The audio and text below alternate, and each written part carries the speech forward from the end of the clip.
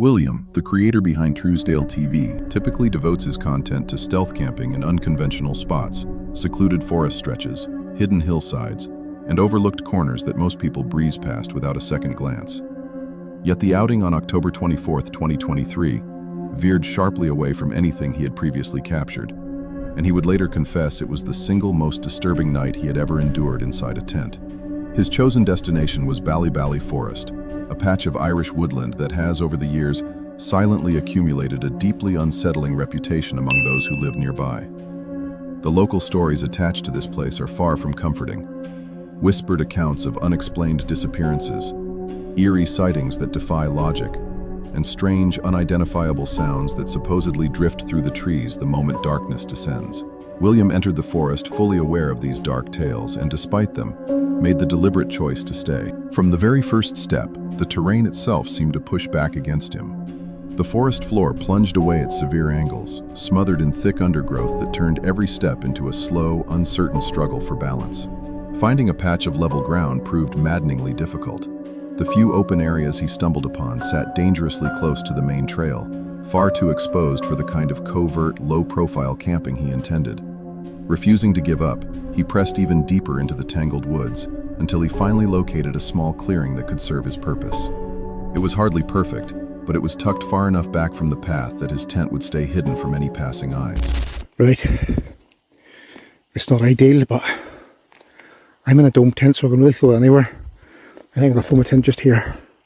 We are a lot further back off the road, so we can't be seen as easy, but we can still hear the car noise with a bit of a pain, but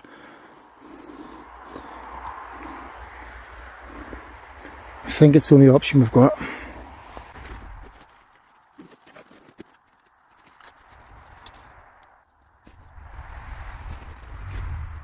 As the last daylight drained away and the woods around him grew steadily darker, he made the decision to stay put.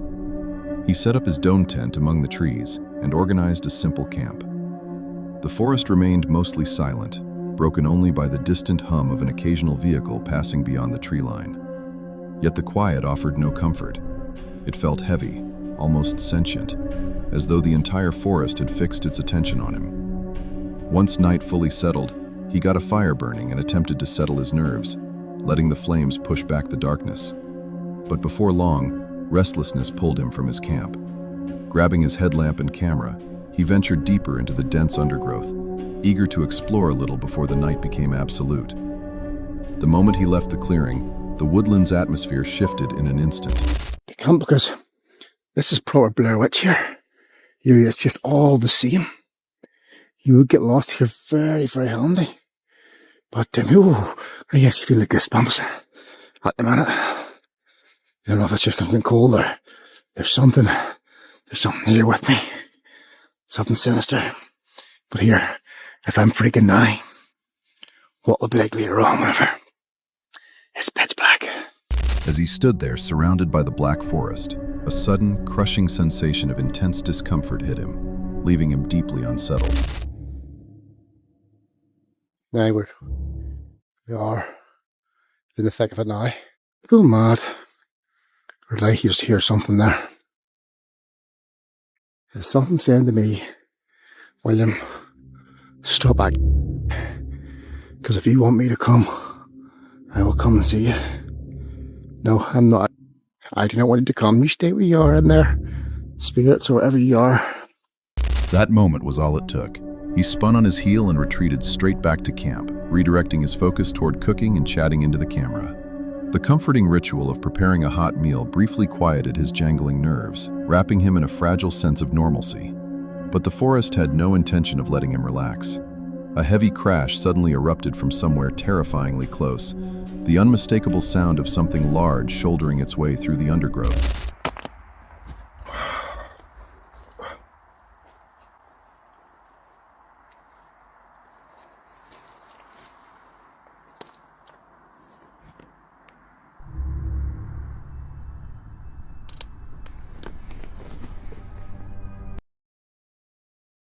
From there?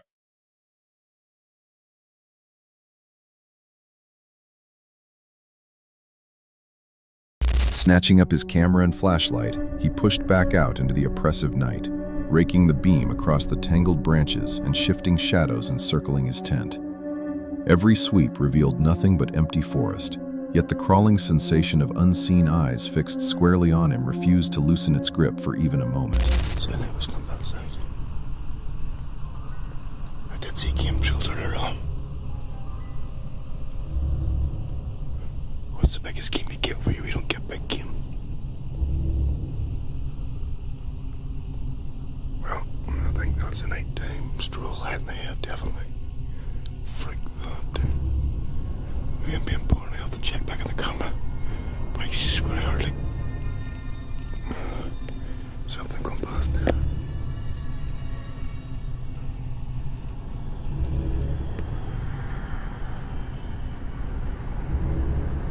Freaking myself out now. Once he'd slipped back inside the tent and tried to settle himself, a heavy thump suddenly resonated from the darkness just beyond the fabric. He forced himself out again, only to be met with silence. Yeah, bestie. Right, I'm gonna turn these days off for a minute or two. The f***?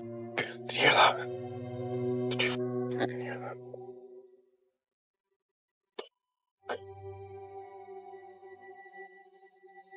My heart's going. Off, who's out there?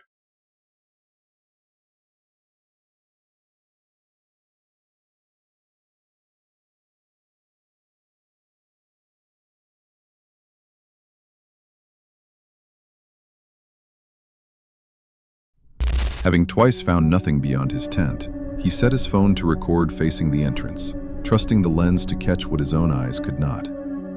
Lying there in the thin shelter, he scrolled through the old stories tied to the forest, every tiny rustle against the nylon now amplified into something heavy and deliberate.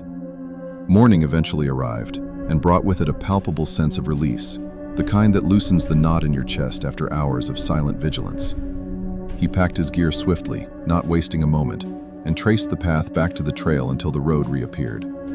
In the flat, unforgiving daylight, the forest looked almost harmless, yet the night had carved an impression into him that refused to fade. He was absolutely certain of one thing. Bali Bali Forest might be worth a daytime visit, but after dark, he had zero desire to ever return. Every sound he'd heard could be rationally dismissed. Animals shifting in the undergrowth, dead branches snapping, gusts of wind tearing through the canopy. But the way those noises arrived in relentless succession, layered one upon another in a place already steeped in its own dark history, transformed them into something far more menacing. Was it merely an unlucky string of perfectly normal forest noises? Or do certain locations possess an unsettling ability to twist the ordinary into a dire warning? That lingering, uneasy question tends to stay with a person far longer than the sounds themselves ever could. In April 2026, a video uploaded by the YouTube channel Paranormal Discovery took viewers deep into the wilderness near Ghost Road, a remote and densely forested stretch of Canadian backcountry where isolation presses in from all sides. Known for documenting paranormal investigations alongside outdoor expeditions into forsaken places, the channel's creator Lomar was accompanied by his companion Chelsea on this particular outing, their goal being to pinpoint a hidden, unnamed lake rumored to be tucked somewhere within the sprawling mountain range, far from any marked trail or human settlement. Okay, see you later. Anyways, yeah, I kind of thought today we'd come back to this lot, set up the tent. Don't know if I'm going to use the wood stove. It's pretty hot today. But yeah, I kind of discovered something about this area. Before I got here, before I lost signal by the entrance, I actually was looking for a lake. I'm like, I hope there's a lake in here. I've seen kind of on the maps before that they did have lakes scattered. It was really, like, it was a long time ago. So I'm looking and I noticed there's a lake. So I'm like, you know what could be different? Something that's just new, refreshing, is to actually go towards it. Now, I didn't know. Setting off into the woods, they followed a rough trail toward a lake Lomar had glimpsed on an old map before his cell service cut out near the entrance. The atmosphere felt tense from the very beginning, a quiet unease settling over them. Soon, Lomar discovered a crude shelter, a blue tarp tied between thin branches, with rusted cans and scattered trash littering the ground. No one else was around. Then the Spirit Talker app they had with them suddenly activated, the screen flashing a single, chilling word: power. We'll go down there. This a campsite? Yo! I think I just found someone's camp. That's like a shelter. A rain shelter. Yeah, that's dead ass a rain shelter. The fuck? What is this? It's like old cans. Yo, this is trippy. Someone camping here, Key? There's nothing though, but that's definitely a shelter. Deep in the backcountry, without any deliberate activation, the device spoke again. Soon after, Lomar came across a massive rock formation with a gaping opening near its base, and something deep within that dark cavity appeared to shift and stir, catching his eye. By this point, they were already 90 minutes deep into the mountain range, completely disoriented with no reliable sense of direction. That night, as they sat huddled around the campfire alongside Chelsea, the dancing flames seemed to slowly coalesce into the unmistakable shape of a face, staring back at them from the fire's core. Come on, baby, we're gonna go outside for a little walk. It's bringing her for a little stroll, and then I see this big rock with an opening in it, and Kia's behind me, and I hear something moving in it, and I'm like, no way. There's literally no way. But it makes sense because we're actually an hour and a half into this mountain range. I have no idea where the hell we are. We're kind of near, like we went from, I don't even know how to explain it. Like, we're pretty deep right now. The fiery figure resolved into the unmistakable image of a man. Narrow face, pointed chin, small mustache, glasses, and a fishing-style hat. Almost immediately afterward, a series of loud, heavy knocks started echoing ominously from the pitch-black tree line. Kate. Really? Yeah, so they'll they'll show faces and you'll be able to see spirits in the fire. Yeah, because you said you saw a face already. Yeah, like I was sitting here just like staring. The flame was huge. It was really tall, and I was just staring into it. And then all of a sudden, like I'm like focusing, and I was able to start to see the silhouette of a man's face. Like it was slim, and then it went like a little bit more round. Like he had like a pointy chin. He had a little mustache, little glasses on. Really? And like a fisherman style hat on. Jeez. I wonder if that's like someone that used to live in the woods back in... Oh. Yeah. Okay, one sec. I'm gonna turn the tripod this way.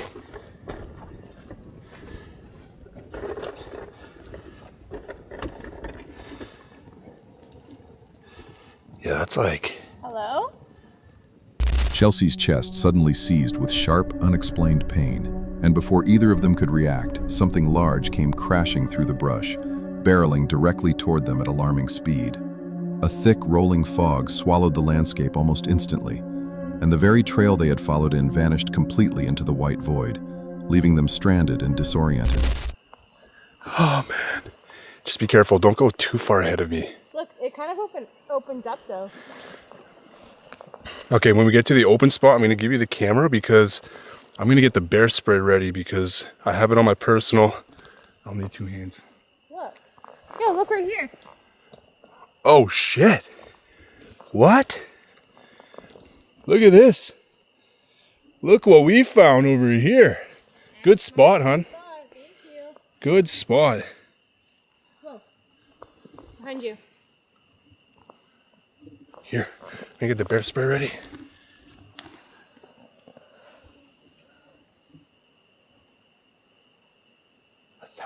That's moving.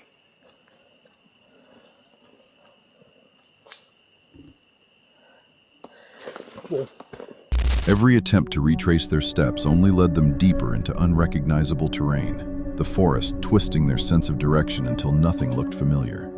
As confusion mounted, the Spirit Talker device crackled to life once more and delivered the words, "My throat."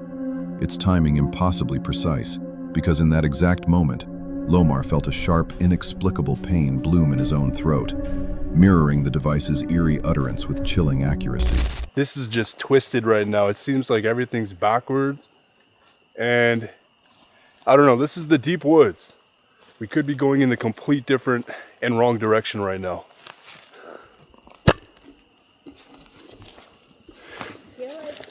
Yeah, we could be going in the complete wrong direction right now.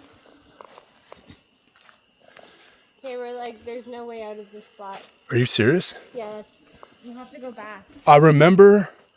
I don't Wait. remember any of this. I remember this. I'm pretty sure this chewed tree right there. I don't remember this. Whoa! What's there? That. Fuck. Whoa. Okay, babe, we gotta get back to open ground. We're kind of screwing ourselves over. Yeah, there was just something over there. Do we have to go that way though? I literally I don't remember this. Remains. Jesus. I don't remember this, but we can try it. Okay. As the fog pressed in relentlessly, the forest turned into a white void where every direction looked exactly the same. Spotting a familiar half-eaten tree they'd passed earlier, they seized it as a landmark and retraced their path, arriving at the van moments before the storm crashed down. I do have the car key, so I could. It won't reach.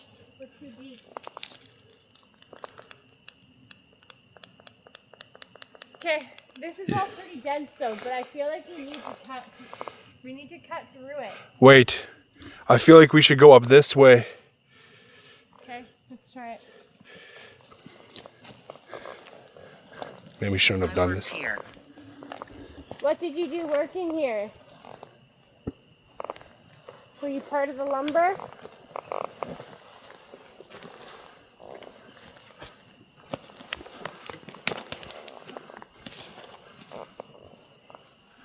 Okay.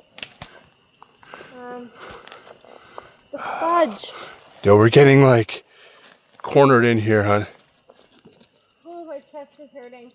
Many of the night's strange details, the crude shelter, the cave, the face in the flames, and the knocking, could be rationally dismissed.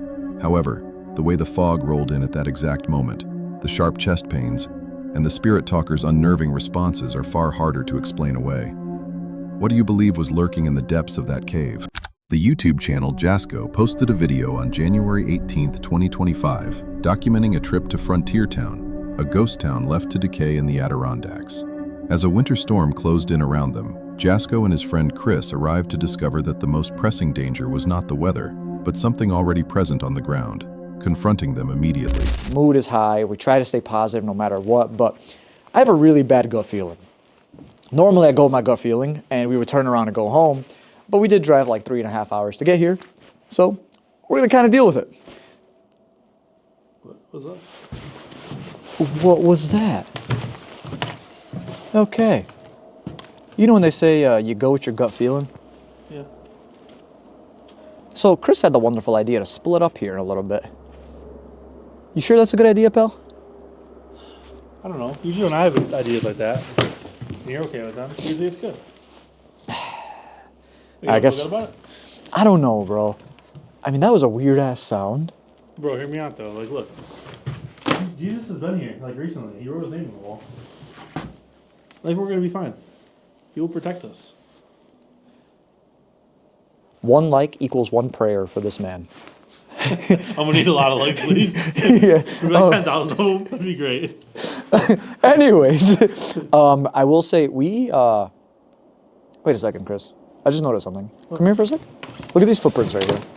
These are pretty fresh footprints. Oh, no, there's a lot. Those are not like. We came from that way, the other side of the church. That's what I'm saying. So we actually had to come from the other side. The first time we ever did this, by the way, the back side, because there was way too many red flags at the initial entrance over there. There was like pieces of clothing on the ground that looked, it was on top of the snow. So that makes you wonder, probably the past week or so, you know? Before they'd even had a chance to step inside and unpack, fresh footprints were already spotted looping around their cabin in the snow. Nearby, inside a crumbling ruin, Jasko discovered a makeshift camp and a receipt dated January 6th, proof that someone had been squatting in the freezing, decaying structure just days before their arrival. Where are you? In the middle of the stadium. I don't know if I can show that right now. Oh my God. Who's over there? What the hell? Oh! Yo. Oh, yo, Chris, can you come back? Can you come back? Yo, who's down there? I'm sorry. I'm sorry. This is all your stuff. I'm sorry. I'll leave. I don't mean any harm. I'll leave. Oh my God. Yo, I'm sorry. Okay, bro, what the fuck? What do you have to fucking... Yo. Who's on there? Fucking Chris, come on, man.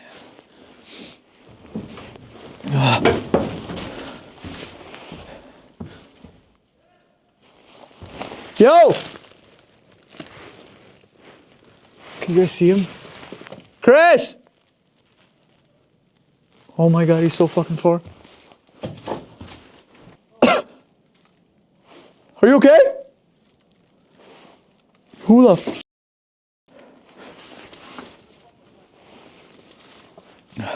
Oh shit, okay. This is not good. This is not good. Chris? Shit, he said my foot. Yo, I'm coming. Fuck.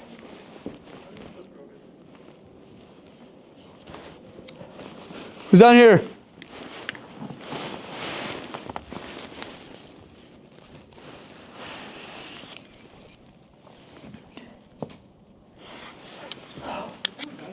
Huh? You saw something? Bro, I'm telling you, someone's here. I'm coming. Try not to kill myself here.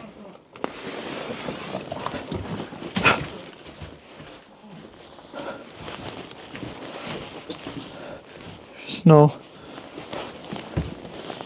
Yo. You alright? Holy shit, what happened?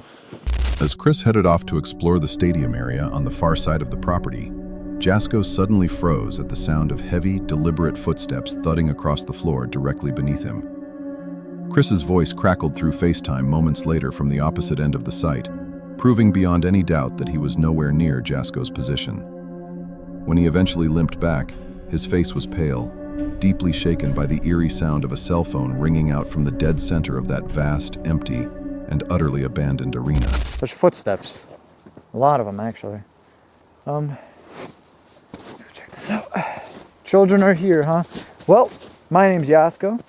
If you'd like to communicate with me, anybody for that matter, please come forward and do so.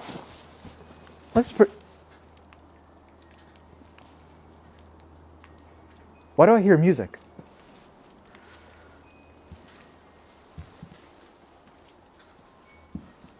Why is there music coming from this abandoned building?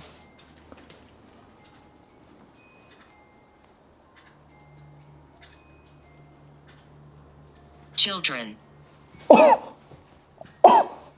Okay, that's fucking weird. Oh my God, it literally says Satan's children on the wall.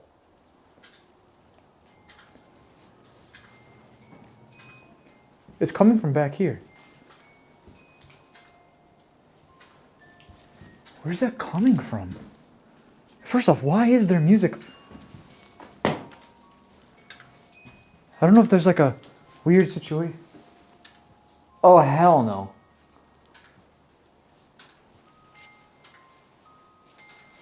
What the hell?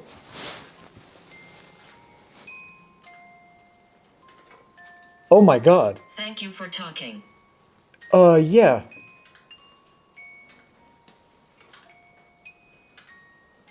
Was the head? The head's still like in head shape. Oh, it was just snow. Oh, I'm gonna piss my pants. What the hell's going on here? Okay, I want to make a couple of acknowledgements. That's in pretty good shape for where we are at. I mean, barring it was back there, but it's making sound. Okay. Holy shit, that scared me. It's fucking snow or whatever. Not long afterwards, Jasko picked up the sound of music drifting from inside a building, and there on the wall he saw the disturbing inscription, Satan's Children. Moments later, the spirit box crackled with a dire warning that echoed through the still air. bad entities here.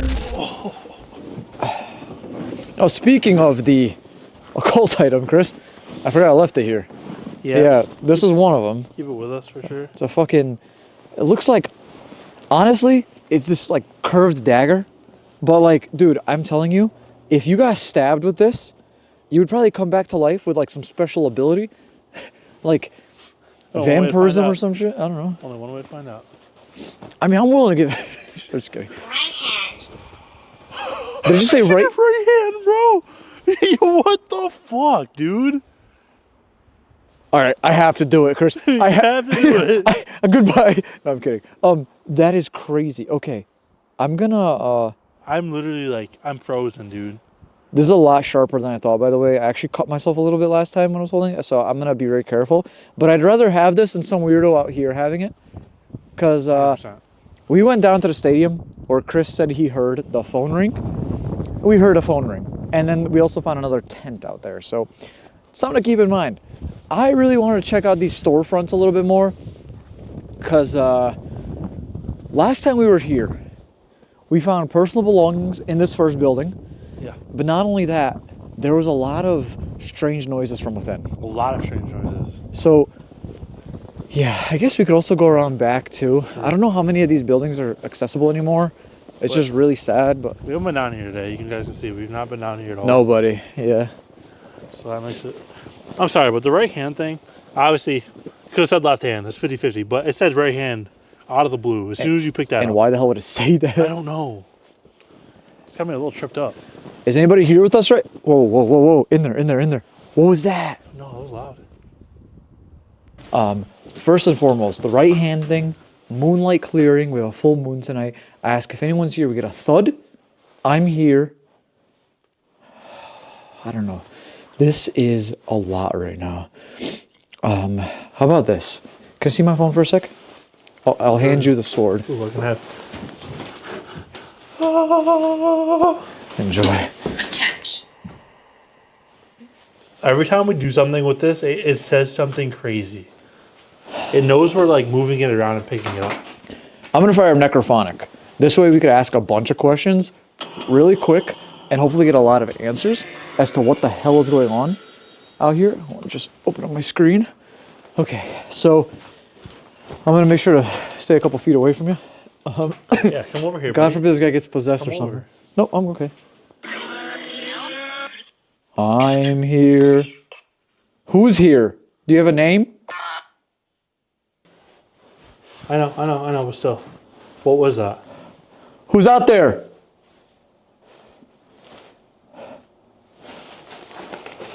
What is the knife? Yeah. Oh, you're skinny.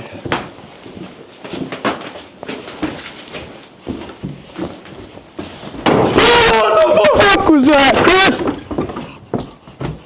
Bro, Go, go, what go, the go. f going on? Excuse my language, I'm sorry.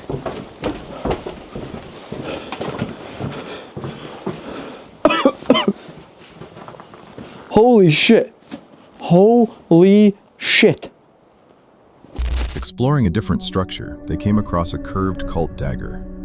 The instant Jasko's fingers closed around it, the spirit device uttered the words, "right hand." Barely a heartbeat later, a loud, unnatural noise erupted from the forest outside, and the entire atmosphere of the night shifted into something far darker. It was suddenly clear that an unseen presence had become fully aware of them. Bro, look at these notifications that you got on my phone. Sorry, I have Do Not Disturb on, so I didn't get these. What? But What's wrong? look, Ford F-150 potential intruder alert. Someone may be trying to break into your vehicle. What? Can you see that? Are you serious? I mean, I'll put it on screen right now. Guys, there's someone... What happens if I click this? It says potential intrusion. It has the exact location of the truck. Look where we are.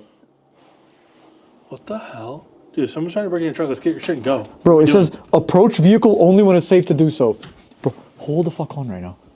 Bro, clearly there's someone out here. What do? we need to go to your truck. We have to go, yes, Okay, but like, let's go. all we have left is that fucking knife that we found. Alright, what's my... Should I set off the alarm? What do I do? Bro, if we didn't hear the alarm when it went off the first There's no time. way it's gonna... Dude, I don't know. I don't know what to do right now. We just need to get going. I don't know. Fuck. Oh, your sleeping bag. Yeah, I know. I'll put it back together. Here, just put the camera on. Oh my god. Dude, what the hell? I'll keep an eye out. I don't...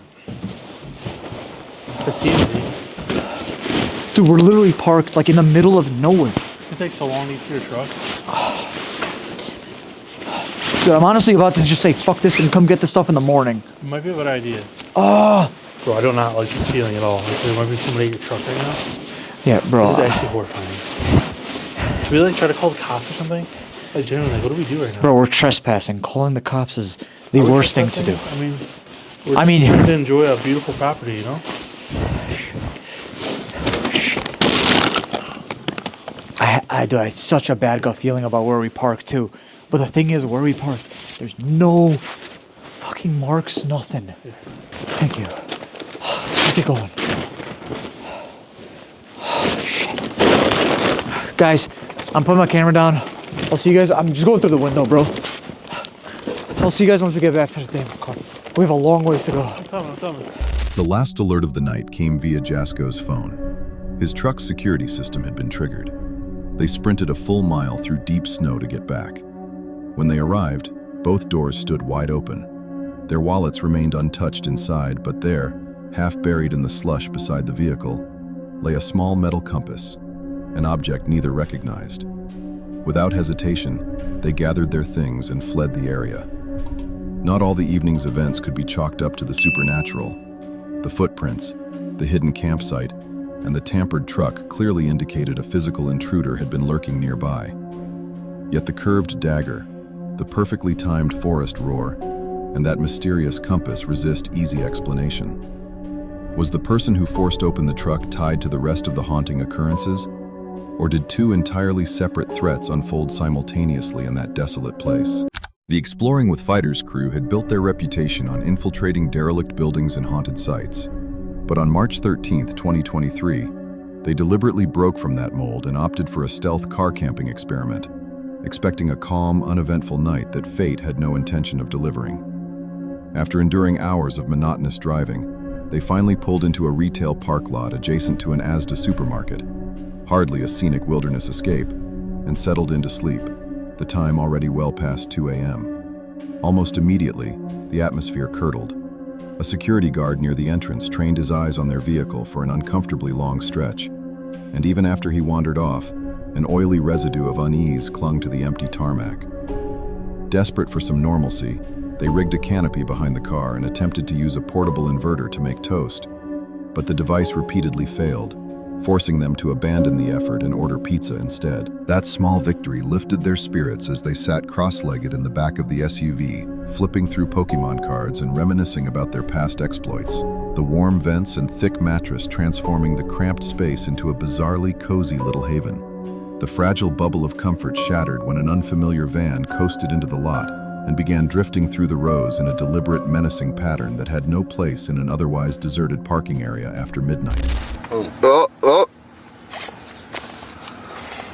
What's this guy doing?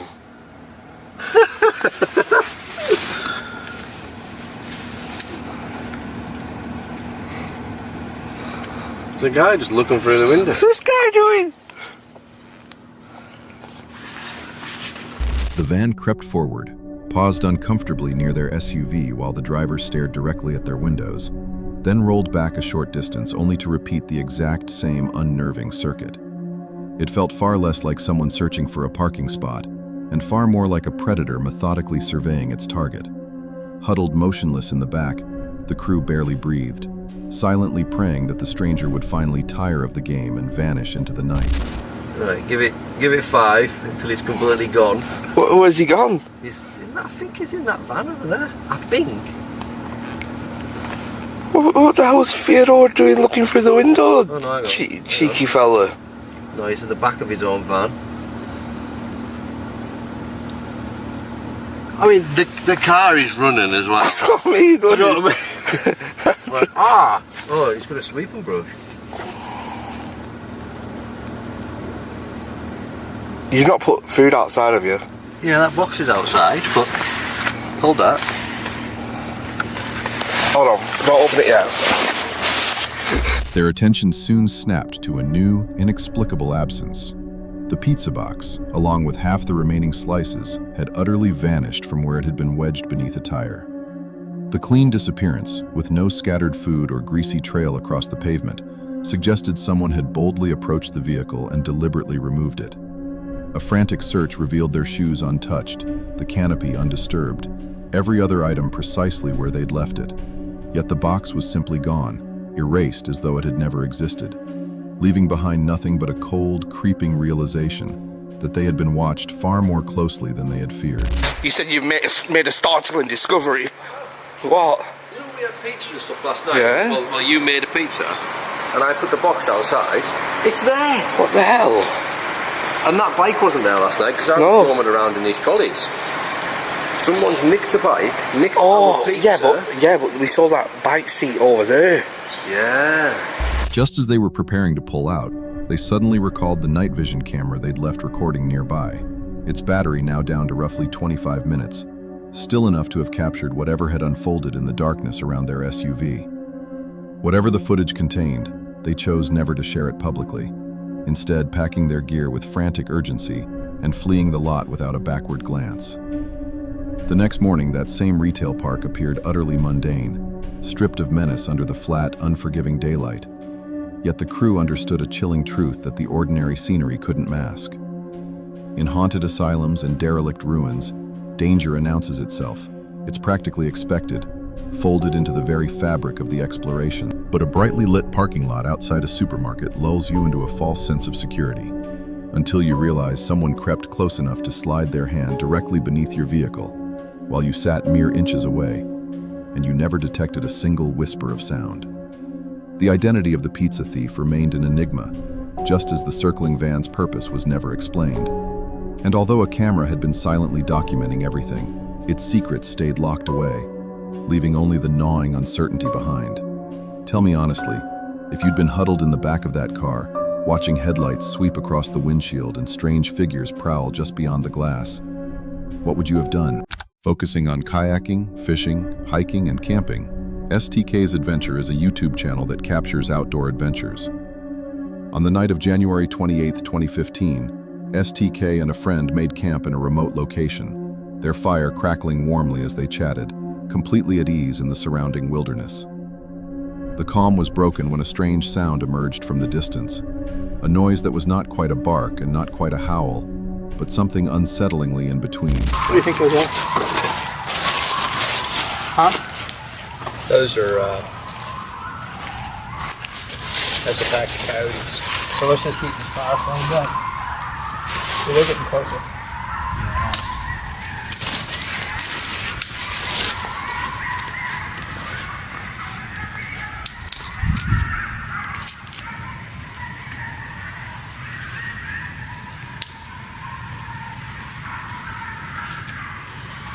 Neither of them could immediately place the strange noise, yet it was unmistakable enough that both froze mid-conversation, their attention instantly seized.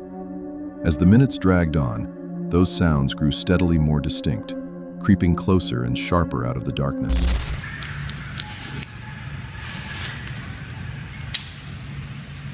They don't like fire though. Yeah, that's the thing, man. I mean, really, if you got a fire, you're protected from most things except for, well, oh, and I learned something on the internet the other day. Did you know that if you have... The unmistakable back and forth of overlapping howls and yips quickly revealed that a whole pack of coyotes was roaming nearby, their voices crisscrossing the darkness in a wild, chaotic chorus.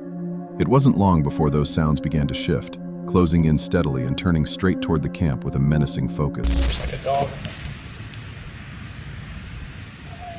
That was definitely okay. Yeah, that was a pack of coyotes, dude. For sure. It's kind of freaky, wasn't it?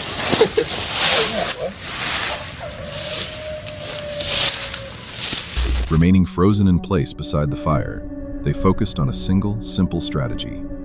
Draw absolutely no attention to themselves and avoid provoking whatever unseen presence lurked just beyond the trembling ring of firelight. The pack never breached the campsite, yet for a long, tense stretch, the low whines and soft rustling of paws traced the dark perimeter, hanging there stubbornly before gradually retreating and dissolving back into the night. The immediate threat, whether it had ever truly been real or not, felt as though it had lifted, but neither of them could find any sense of relief. Coyotes rarely venture that close to an actively burning fire, and the fact that the pack held its ground at the edge of the glow without immediately backing off suggests a disturbing level of comfort with being so near to humans. Maybe simple curiosity pulled them in, or perhaps something else entirely kept them circling just out of sight. Nobody can say with certainty. So I'll ask you, what do you believe made them linger so close instead of slipping silently away? On September 12, 2020, woodland photographer and outdoor content creator Steve Pike, who regularly records forest walks, landscape photography, and the real-time atmosphere of thick woodland, undertook a solo excursion into an older, densely wooded area of Shield Forest in the United Kingdom. Navigating among a mix of pine and birch trees, he searched for photographic compositions while the initial surroundings felt open, familiar, and entirely under his command. The consistent forest sounds, steady visibility, and simple photographic purpose gave the outing a comfortable, predictable rhythm. But as he pushed farther in, the woods began to tighten around him. The trees grew denser, the paths less distinct, and the overall feeling shifted from peaceful to deeply unsettling. The forest, which had seemed so welcoming at first, gradually took on a watchful, almost oppressive quality, as if aware of his presence and no longer willing to simply be a passive subject for his lens. Just got down to that crossroads and it started to rain. So I looked over my shoulder and I saw a trail I've never seen before. Well, it's an invitation, isn't it? I saw a squiggly old oak down here as well. So, I think I've got a spider. I might have to derobe in a minute. Don't worry, I shan't leave the camera. Then, without warning, the birds fell completely silent, every one of them simultaneously. The constant background noise that had filled the forest shifted instantly to an eerie, almost total quiet. The change was so abrupt and stark that it commanded immediate attention. The natural rhythm that had been present since the start of the walk vanished entirely, replaced by an oppressive stillness. I think something's moving around up there.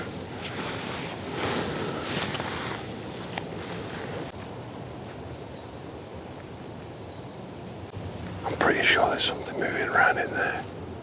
The wind's coming from behind me, so if it's deer, they'll smell me. As he drew closer to the tree line to investigate, signs of recent disturbance were unmistakable. Snapped twigs, churned soil, and areas of flattened undergrowth indicating something had passed through only a short while before. He briefly wondered whether deer might account for the signs, but no animals appeared, and the oppressive silence offered no clues to confirm that theory, leaving him with a growing sense of unease. Oh, wow. I didn't want to start lit.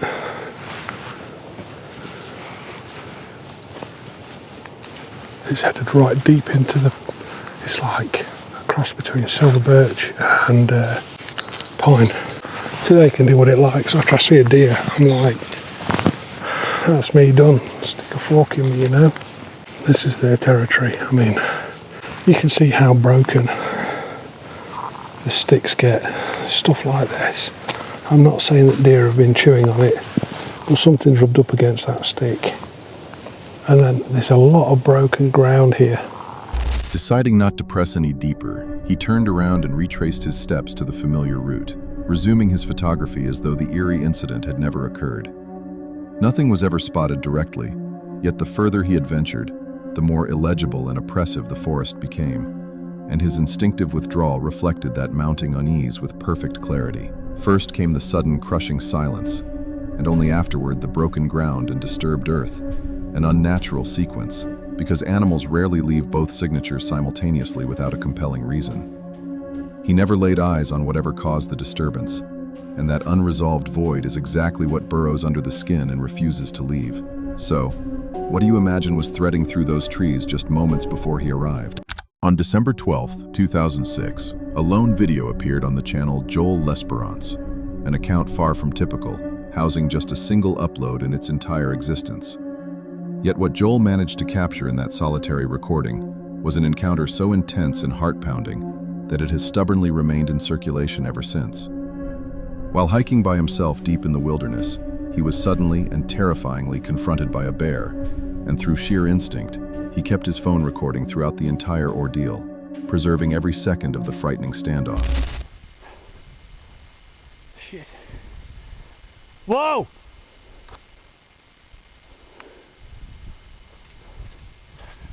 I'm about 400 meters from camp. Whoa! Get! Oh boy.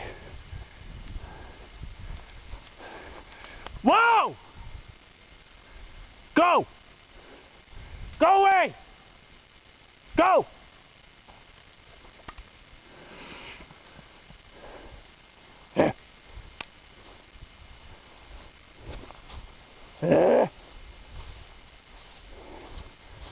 Almost time to drop the camera and run. Well, not run. Whoa!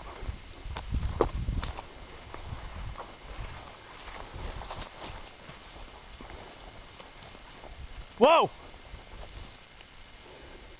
The footage is rough and jerky, but the danger it captures is absolutely genuine and undeniable.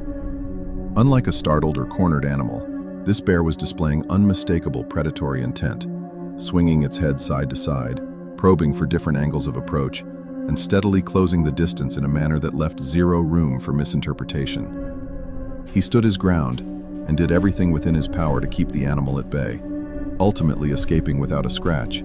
Yet the margin between safety and catastrophe was razor thin. Most hikers venture into the backcountry armed with bear spray or a firearm, and even then, they rarely encounter a situation this dire.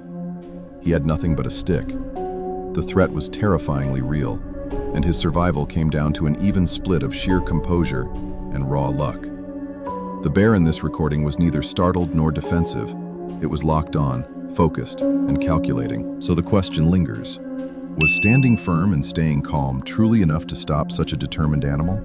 Or did something else cause it to pull back at the final second? That wraps up tonight's collection. Let me know which moment chilled you the most in the comments, and if you have your own unsettling story, share it with us and stay tuned. The next one is even darker.